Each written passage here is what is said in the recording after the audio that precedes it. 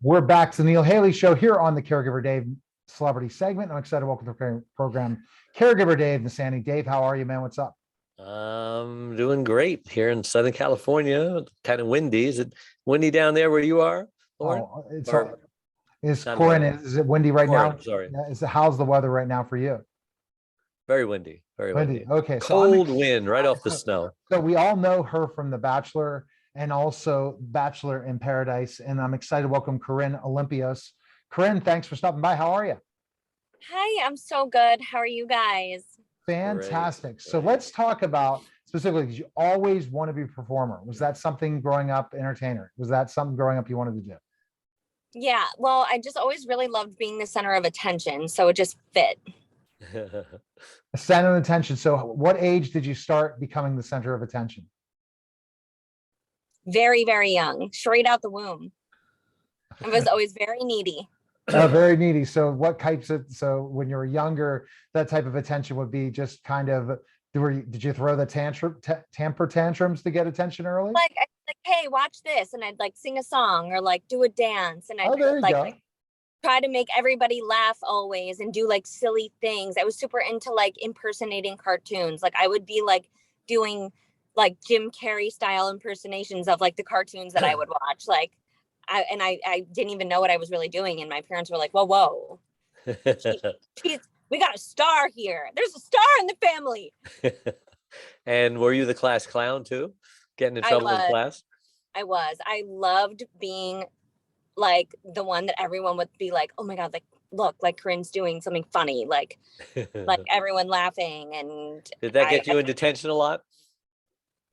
No, my teachers loved it too. Honestly, I went to a super small private school where I was like, we all were just like,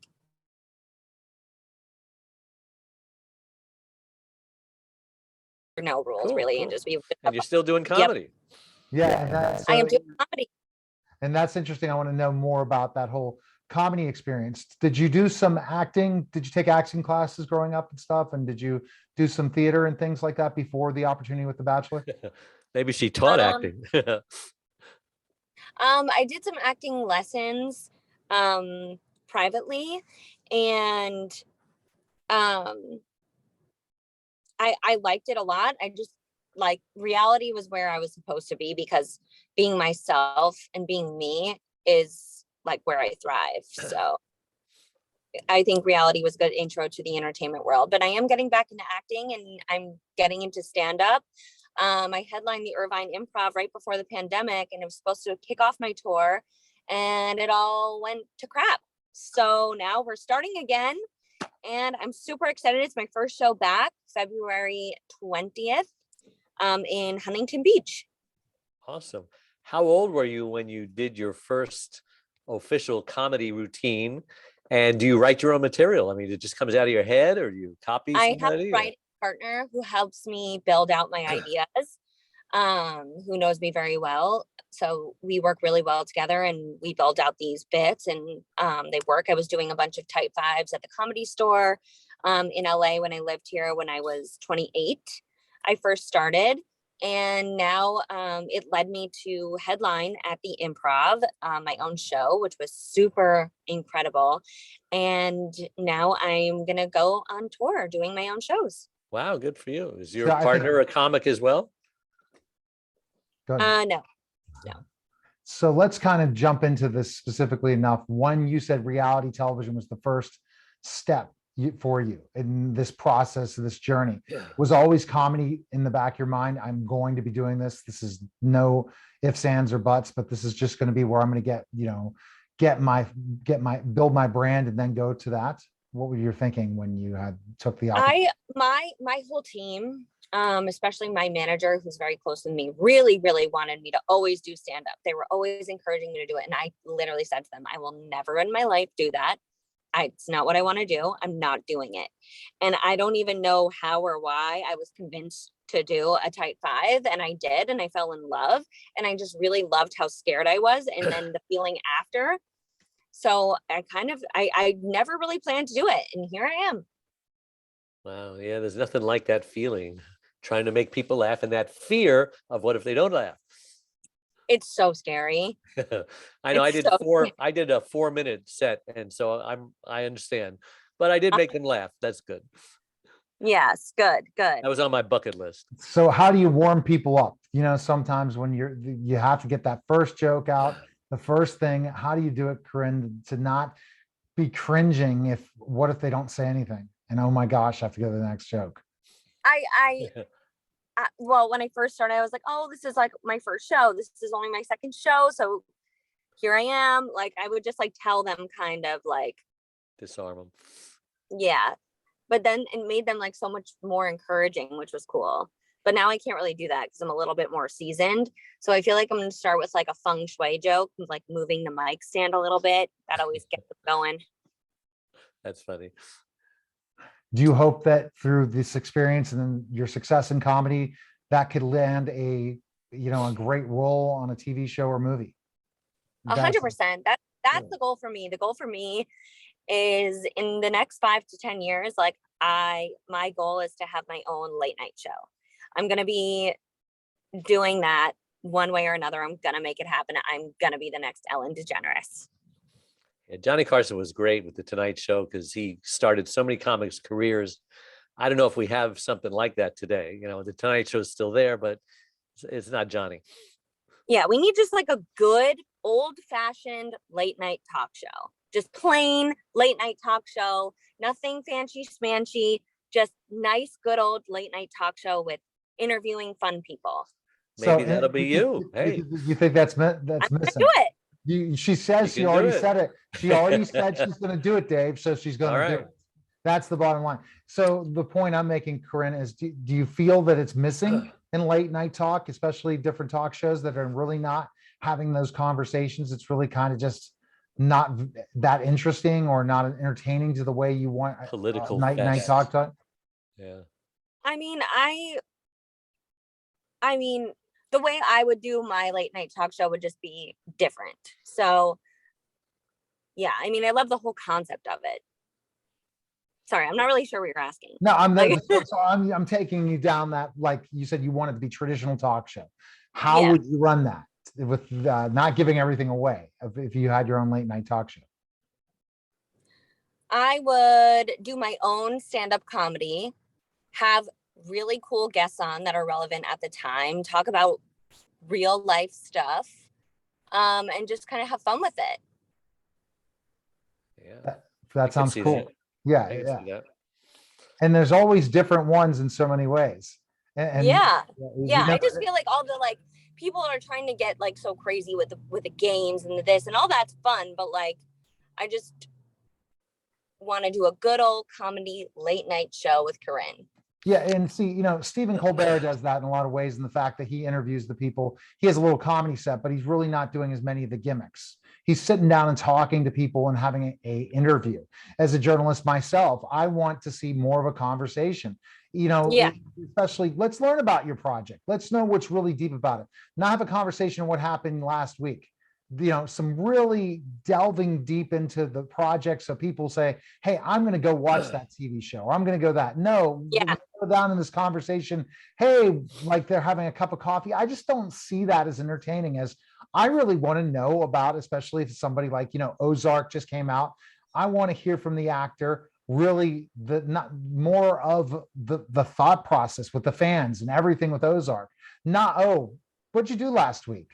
That's what I don't care for. I want more of a traditional talk show, have a conversation with somebody, really learn about what makes them tick and what makes them do that. So I'm going to segue to a question right now for you, Corinne. When you're thinking as a comedian, what is your ultimate goal after you're done performing? What do you want your audience to get the most out of? Like, what do I want to walk away feeling I accomplished during that time? Accomplish, yes, for your fans and you. Mm-hmm. What to me is the most amazing compliment is like when someone says to me, wow, like this made me like you so much more. I feel really like relatable to you. I love how relatable you are. And I feel like you're just very real. I love when people tell me that.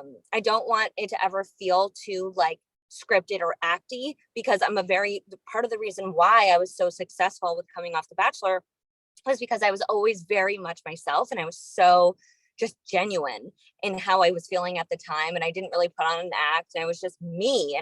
And people were like, at first they hated me, but then people were like, actually, she's just a normal girl, and everything she's saying is how we're all feeling.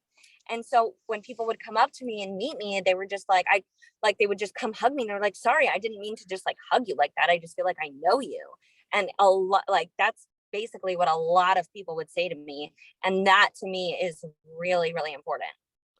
So let's talk about reality TV, because, it goes from one gambit to the next.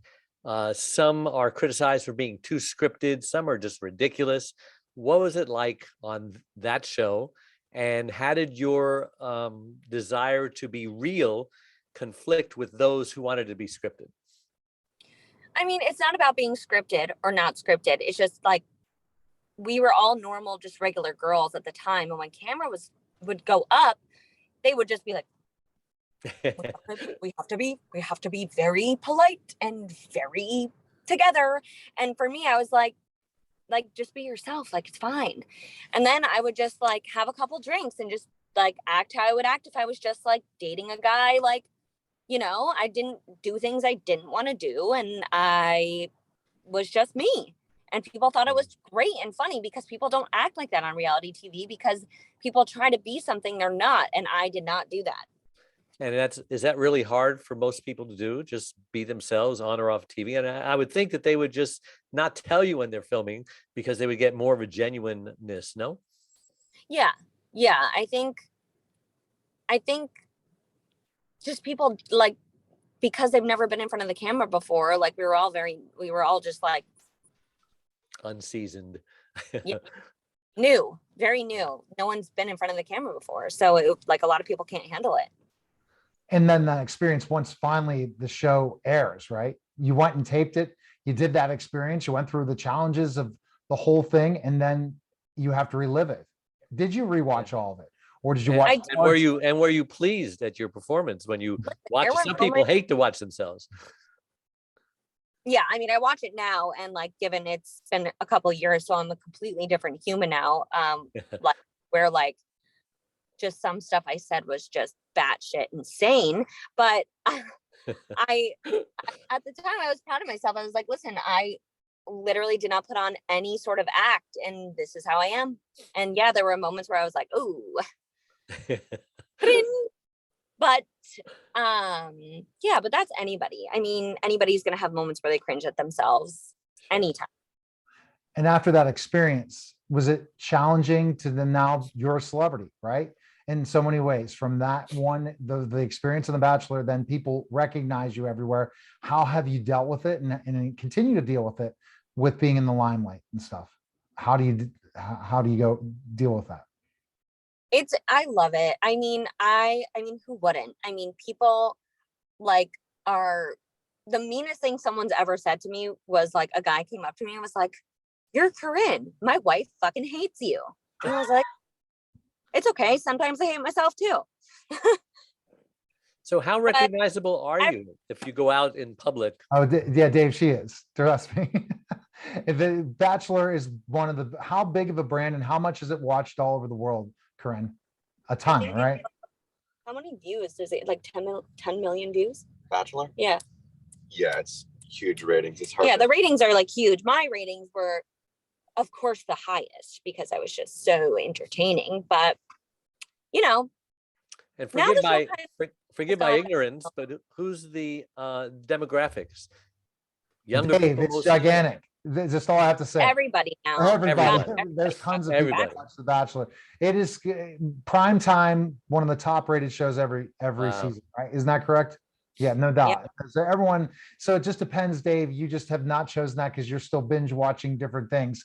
But when you're talking reality television, Bachelor is probably top 5, would you say, of reality TV shows? Pretty much. And it doesn't matter how long you are on the show, you will be recognizable. And where Corinne's experience and being part of the Bachelor brand. And then how do you you don't always want to be typecast that. So that's another challenge, what you deal with. Yeah, well, the thing is what, like, they tried to carry on like because I changed the game for the show a lot. There's never been like someone like me that was just the way I was. And they tried to carry it on after and cast people to replace me. And we've heard that from producers on the show. They're like, no, that she was cast to be the next Corinne Olympios. And it just never worked because you can't There's be only one. Yeah. And so